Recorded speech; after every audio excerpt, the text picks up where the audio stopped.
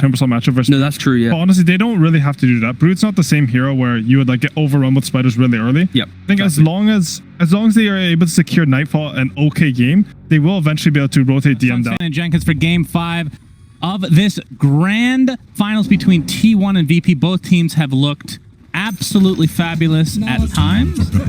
VP picked Abaddon carry last game. Did not work out in very big fashion, I guess you could put it, Jenkins. Yeah.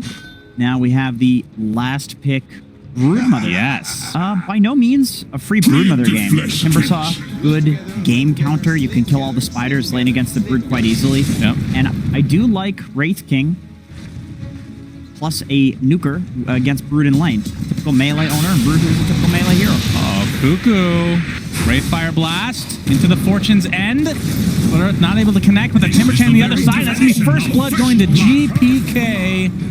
The Broodmother already falling, Jenkins. I mean, this is one of those. It's not. We've seen so many games of Broodmother, and I still can't decide what I think of him. But just 30 in the past, as a last pick, it's like you win the game fast or you lose the game fast. How is it? How's the dynamic now in this patch? I don't think it's that way anymore in the current patch because you're going to be building into utility items anyway, so it's more so you fall off and become a typical utility offlaner rather than just falling off and losing the game. Right. So just because of the new build, I think that's not a problem anymore. You see a lot of pipes as first item on Brood. Aghanim Scepter later. I mean, a lot of choices after the fact as you see the EMP come out. Split Earth is going to hit onto Nightfall. Fortune's End, though. Going to keep the Nyx Assassin in place. It looks like another kill going the way of VP, so 2-0 start for them.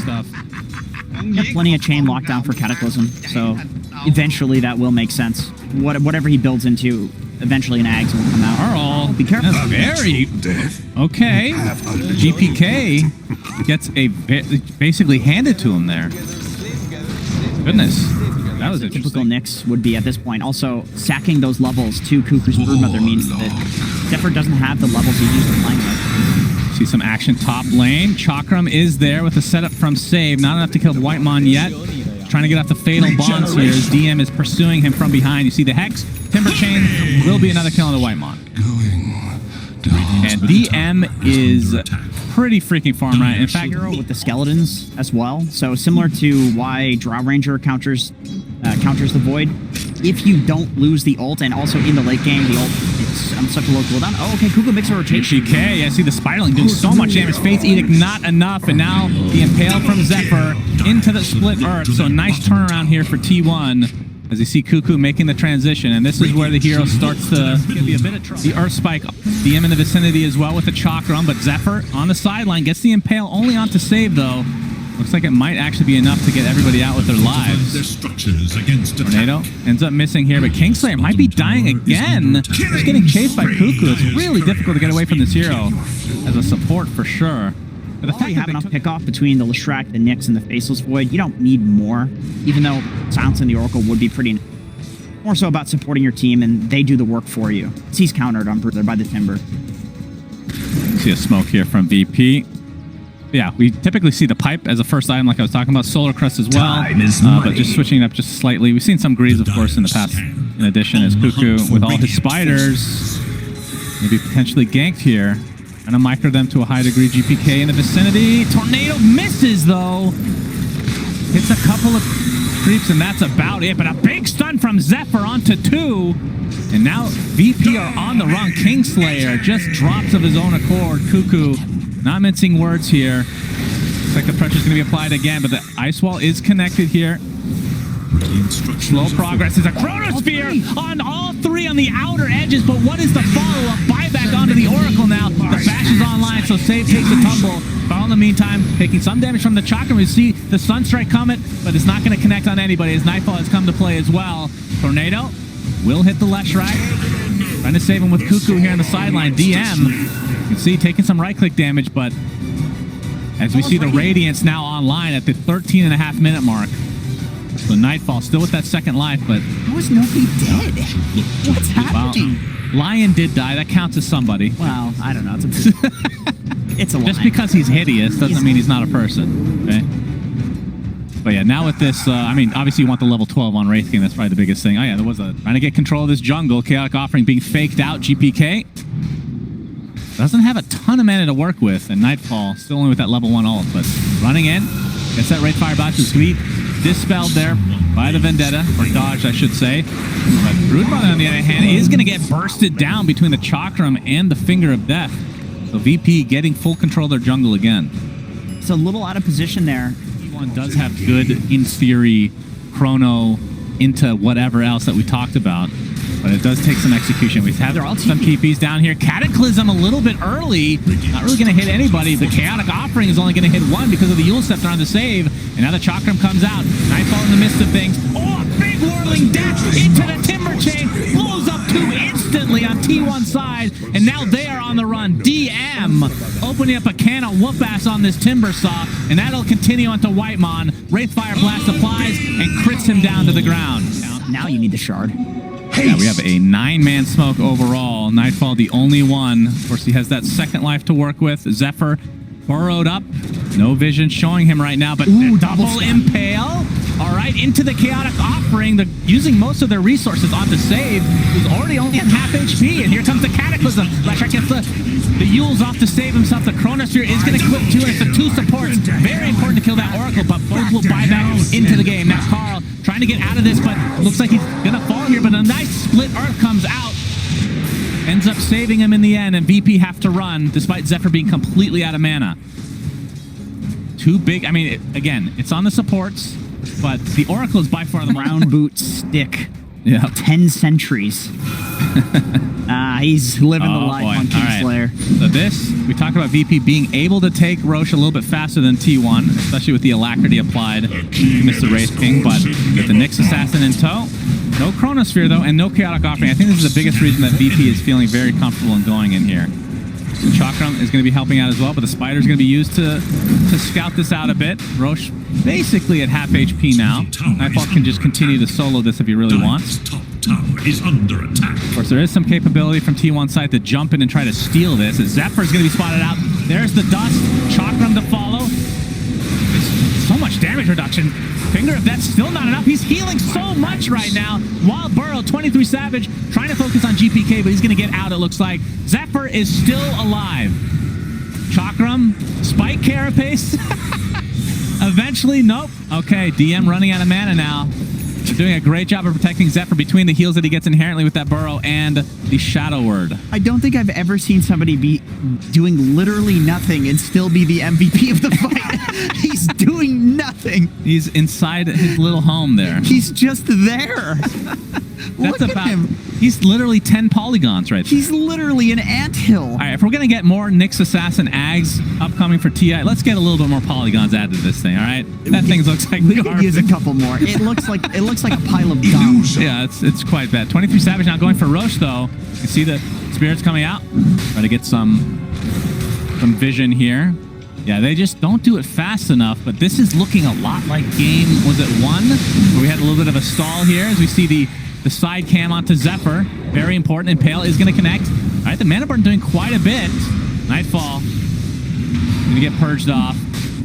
He's ready to go back in again. Keep an eye on those polygons on the bottom of your screen as Roshan's getting quite low. KuKu can go in and out of the pit, no problem. It's another aspect that we don't really talk about. Splitter's going to connect again. This time they're going to go on save. BKB popped by 23 Savage. That is going to be enough to take out the support, and they know he does not have buyback. And now the pressure being applied to the Wraith King. He's going to go down, but that is the first life. I believe he does have Shard. Chronosphere just to ensure that they get this Roshan. Looks like Savage gets the snatch, so the actual Roshan ended up going to VP, but the Chaotic Offering now used in retreat here as VP attempting to get out. Deafening blast applied there, but Nightfall completely surrounded and will finally be brought down. Didn't even have his Radiance on, by the way.